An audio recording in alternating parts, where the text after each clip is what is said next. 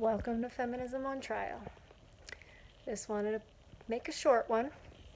Got a comment a little bit ago saying, she's just a chameleon in clown paint. I get it.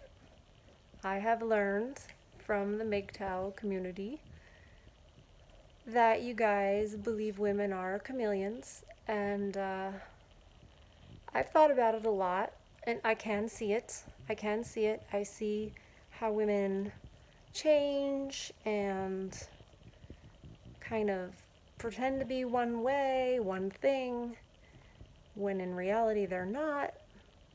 And it's all to, probably get the ring or whatever the end game is. So, okay, fair enough. I give you that one. And I've thought about it a lot. As it pertains to me, I hit the proverbial wall, as you guys call it, where women lose attractiveness, etc., at 22. Because that's when I was diagnosed with multiple sclerosis. And I was engaged at the time. He broke up with me. He told my brother-in-law he broke up with me because I had MS and I was, quote, holding him back. As you can imagine, that was pretty painful. I'm not looking for sympathy or being a victim. I'm just explaining, the story. And I was like, it's kind of a crappy thing to do. But in a sense, he's right. I mean, that's how I felt. I was like, well, I am going to hold him back. We were both horse trainers, and obviously I was losing my physical abilities, and who knows, how fast that would happen. Would I be in a wheelchair? Would I be basically quadriplegic? What could I possibly do training horses in that situation? And he freaked out and left. At the time, I also realized I chose poorly because he was not high character. That's another video to talk about women need to choose better. But anyway, the point is, I realized, who wants to deal with this? I don't want to deal with this disease. Who would want to join in this?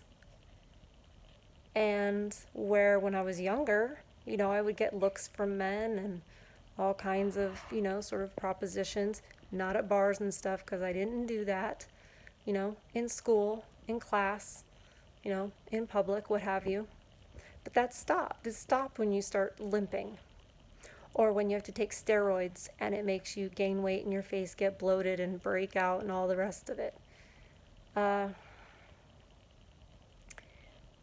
So you go, yeah, I'm not on the market. I continued at 22. I continued to train horses. He left. I continued to train horses and give riding lessons, etc. So I was 22. So all through my 20s, that's what I put all my energy into. I literally lived in an apartment above the barn, worked in the barn all day, came back up to the house, rested, because I had no more energy. I didn't go to any bars. I didn't date anyone. Nothing. You guys talk about that. I hate to say the word, but I will because I have to be accurate. You guys talk about the cock carousel. I didn't even know what that was until my current fiance explained to me that that's what girls in their 20s do. They ride that. And then they go, oh, I want to settle down. I want security. So now I'm all traditional. And I was like, oh. Because I had lived in a conservative part of Kentucky. And my friends from high school, they were pretty chaste. And they went to college and pretty much married their college sweetheart. They weren't typical carousel riders, drinkers, etc. My friends were, sort of the nerd group, I guess. We were studious. So you can call me a chameleon in clown paint. I wear my makeup the way my fiance likes it. Actually, I should have red lipstick on right now because he likes that. That's why I do it. It's for him.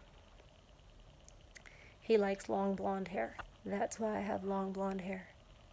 It isn't to trick anyone. It isn't to manipulate anyone. But I know that's what you guys see because you've been manipulated and you've been tricked. But that's not me. I have lived 21 years. Is it 21 years? 21 years with multiple sclerosis, fibromyalgia, trigeminal neuralgia, which is this horrible face pain condition. But I'm happy because I think this side of my face is going to be paralyzed a little bit like this side of my face. So, the things that I've had to go through and the things that I've had to fight through, including helping my mom through cancer twice, the second time it took her, and she was my only helper.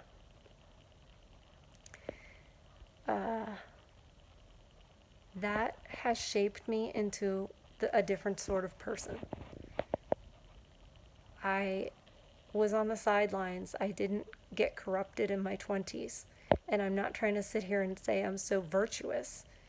It happened because of the circumstances. And I've been celibate for 21 years. So, chameleon, women have the ability to be a chameleon, but it's supposed to be used for the good, so that she can do what needs to be done for her children, for her husband. As circumstances change, she can roll with it. It's not supposed to be used to manipulate and lie and basically to be hypergamous, to commit hypergamy. That's not what it's meant for. So it's actually a strength. Right now, I'm using my chameleon abilities to take care of the lady that I work for. She's in the hospital for, I think, the third time in the last month and a half. She's having a lot of problems. I'm literally when she's home, I'm literally having to sleep in her bed with her because she's scared alone. I am, making the food that she can eat. This job didn't start out like this. It didn't. It started out where I was a companion and I could take her to the doctor once in a while. Fair enough. But then she started getting sick. And I know a little something about medicines and chronic illness and etc. And I have a nurturing spirit. So I did a little chameleon and I changed from a roommate to basically a caregiver that is looking after her 24/7. So I don't blame you guys. I don't blame you MGTOW men for seeing me the way you do. But I'm different. I'm writing a piece about it for a book that's coming out later this year. It's a second volume of a book explaining how I got here. And it is a very unusual road that I think when you hear it, it's pretty difficult to deny that I'm not coming from the same place most women are. Thank goodness. Thank goodness. So, thanks for listening if you got this far. Hit subscribe. Let's make this channel blow up so people can hear some truth.